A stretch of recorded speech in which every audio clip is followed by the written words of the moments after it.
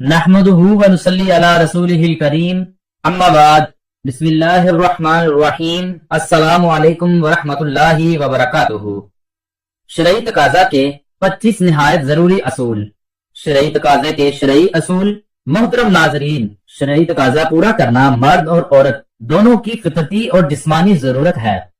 قدرت نے انسانی نسل کی افزائش اور جسمانی لذت حاصل کرنے کے لیے مرد اور عورت دونوں کا جوڑا بنایا ہے۔ شرعی تقاضا پورا کرنا میاں بیوی کے لیے نہ صرف جائز عمل ہے بلکہ بدکاری، زناکاری اور غیر مردوں اور غیر عورتوں سے بچنے کے لیے ایک بہت بڑی ڈھال بھی ہے۔ محترم ناظرین، لیکن شرعی تقاضے کے بارے میں اسلامی اور شرعی اصولوں سے عدم واقفیت اور لاعلمی کی وجہ سے اس جائز اور حلال عمل میں بھی گناہوں کا ارتکاب ہوتا ہے۔ اسی لیے شرعی تقاضے کے دوران شرعی اور طبی اصولوں کو مد نظر رکھنا بہت زیادہ ضروری ہے۔ شرعی تقاضے جیسے جائز اور حلال عمل میں گناہوں کے ارتکاب سے بچنے کے لیے شرعی تقاضے کے 25 اصولوں کو بیان کیا گیا ہے۔ شرعی تقاضے سے متعلق 25 اصولوں کی مکمل تفصیل جاننے کے لیے ویڈیو کو آخر تک ضرور دیکھیے گا۔ انشاءاللہ زندگی بھر آپ کو اس کا بہت زیادہ فائدہ ہوگا۔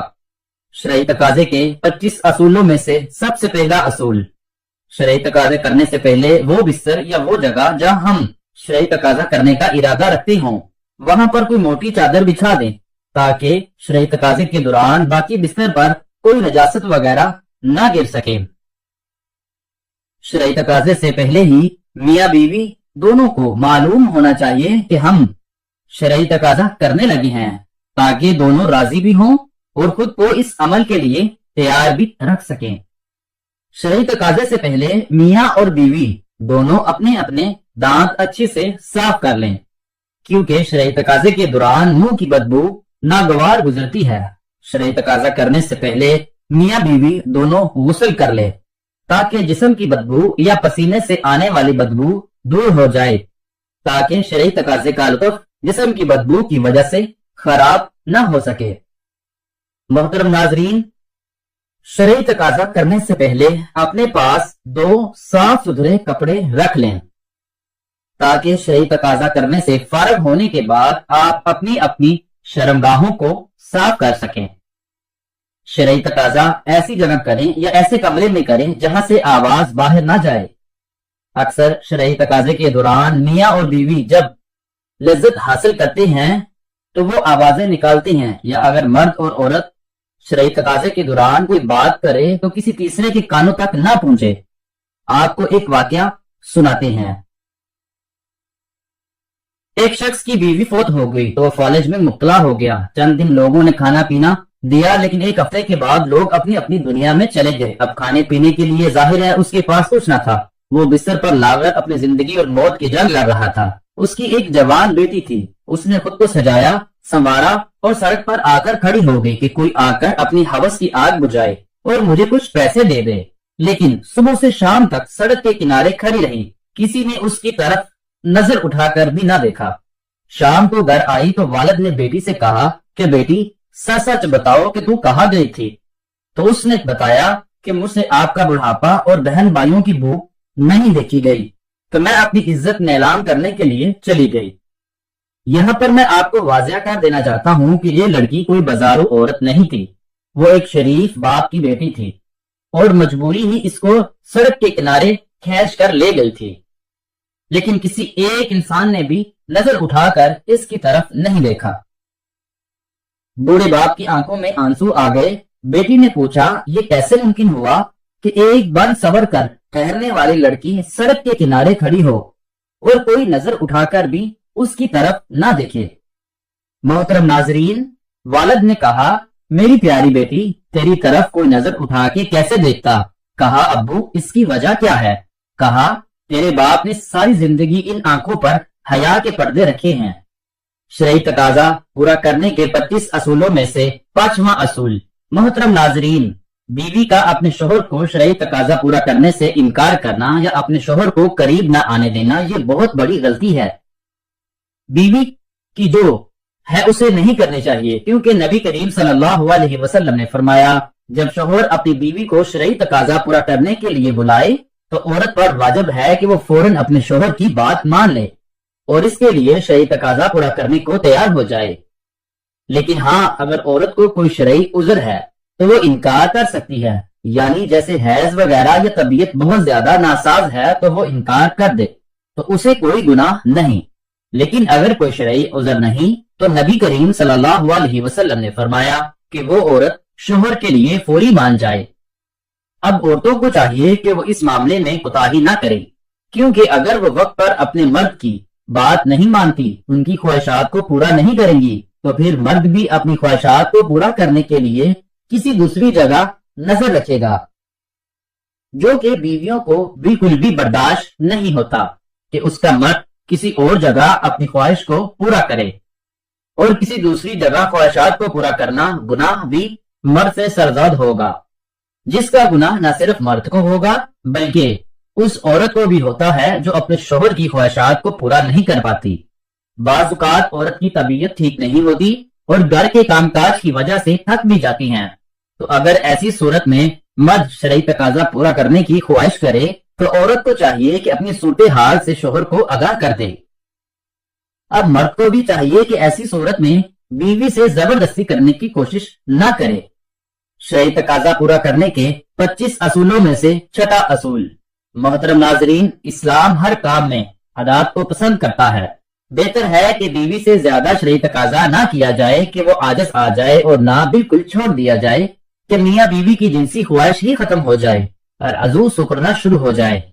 محترم ناظرین، ایک بات ہمیشہ یاد رکھیں کہ شرعی تقاضا کم سے کم کریں، کیونکہ جس چیز کو تم خرچ کر رہے ہو نا وہ روغنی حیات ہے، اور چراغ عمر اسی روغن سے روشن ہوتا ہے۔ شرعی تقاضا پورا کرنے کے 25 اصولوں میں سے 7واں اصول۔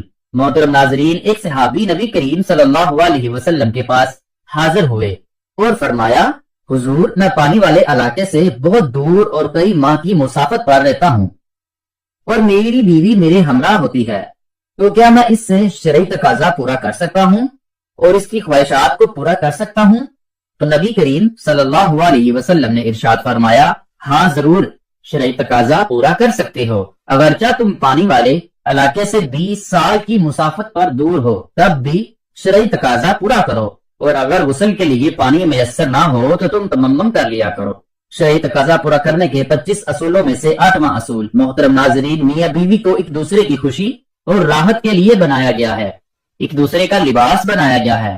جس طرح انسان لباس میں محفوظ رہتا ہے، اسی طرح اچھے، نیک اور دیندار جوڑے ازواجی زندگی میں برائیوں سے محفوظ ہو جاتے ہیں۔ شریعت نے میاں بیوی کو اس بات کی اجازت دی ہے کہ وہ جس طرح چاہیں ایک دوسرے سے جنسی اور جسمانی خواہشات کو پورا کر سکتے ہیں۔ شرعی تقاضا پورا کرنے کے 25 اصولوں میں سے 9واں اصول۔ محترم ناظرین، 5 حالات میں بیوی سے شرعی تقاضا پورا کرنا حرام ہے۔ اگر کوئی شخص ان 5 حالات میں بیوی سے شرعی تقاضا پورا کرتا ہے تو وہ سخت گنہگار ہوگا۔ نمبر 1، جب عورت حیض کی حالت میں ہو، جسے ماہواری بھی کہتے ہیں اور پیریڈز بھی، اس دوران بیوی سے شرعی تقاضا پورا کرنا حرام ہے۔ نمبر 2، نفاس کی حالت میں، یعنی جب عورت کو بچہ پیدا ہوتا ہے تو خون چلتا ہے، جسے نفاس کہتے ہیں، اس دوران شرعی تقاضا پورا کرنا حرام ہے جب تک بچہ پیدا ہونے کے بعد آنے والے خون رک نہ جائے۔ شرعی تقاضا نہیں کرنا چاہیے اور اس خون کی آنے کی مدت 35 سے 40 دن تک کی ہوتی ہے۔